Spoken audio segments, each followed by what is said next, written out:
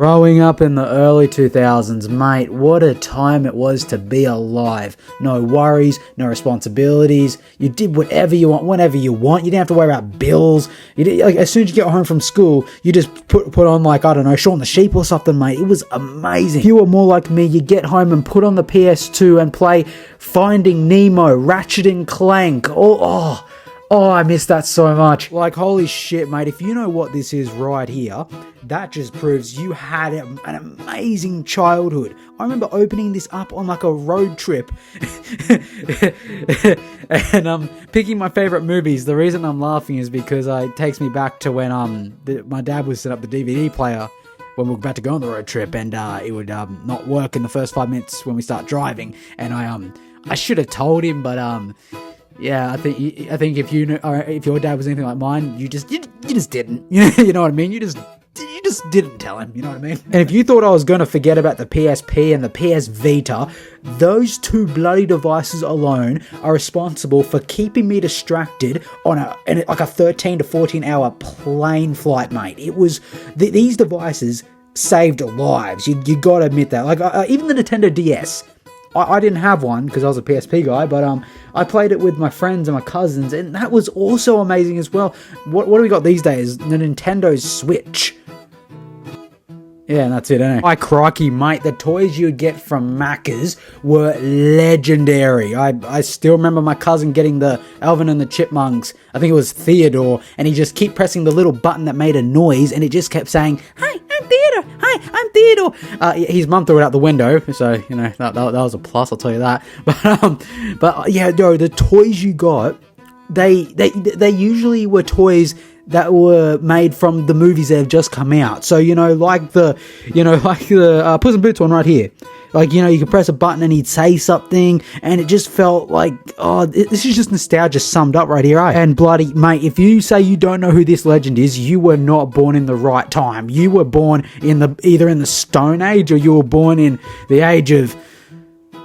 Actually, you know what? From 2000 to like 2015, you're pretty good. I'm not going to lie. Crazy Frog, mate. This song was huge when I was a kid. I'd have it for a ringtone. I'd see it on the radio. It was huge. If you were a 2000s kid, mate, you better bet your fucking ass we grew up with SpongeBob. Every episode, every season, we grew up with this show from the ground up, and it was amazing. It changed the bloody world. I can still hear that fucking laugh, but...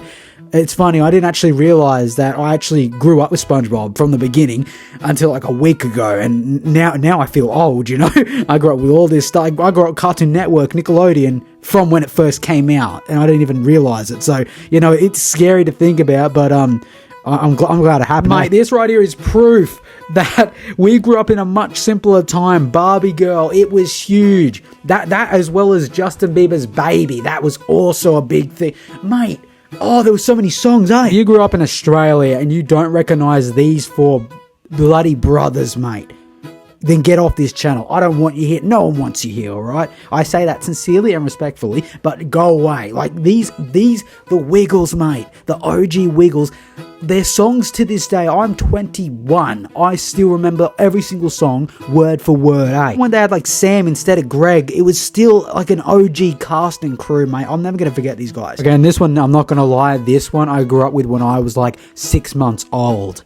I played with this so much, and the worst thing is I'm a very small person, so that the top of the thing there was a lot taller than me, so I had to reach up very high on my tippy toes. I know it was pretty embarrassing, but now I look back on it, but I had so much fun with this thing, and every single time it got down to the bottom, I clap, and it was I remember playing with this and also watching Snoopy. Was that anyone else, or was that just me? Okay. The only people that actually wanted this were the kids, not the parents. Because, yeah, it looks cool, and it was cool. I actually had this, and I think a lot of my friends had them as well. But here's the thing, when you sprayed them, it was like toothpaste or like silly string that came out of it. Yeah, it's fun and it made you feel cool like Spider-Man, but think about the amount of mess that kids would make with it. Okay, before I get on to part 3, mate, who can forget these little hamster things, mate? This just goes to show it didn't take that much for us 2000s kids to have fun and, just play and be kids. Like, these days, kids have phones and technology and stuff like that. This is what we grew up with, mate. We grew up making our our own enjoyment, our own fun. I still remember the noises these things made. And oh my god, they were so soft, eh? Like they were amazing. You get to name them and stuff like that. And some of them even had hair, which yeah, don't ask about that. But anyways, but these were amazing, eh? And yeah. But yeah, guys, if you made it this far, cheers for watching to this point. I don't know why you would. It was pretty boring, but it was still fun. But yeah, this is part 2 of growing up in the early 2000s. So stick around for part 3, and I hope you have a good day. And that's all she wrote, mate. Catch you later.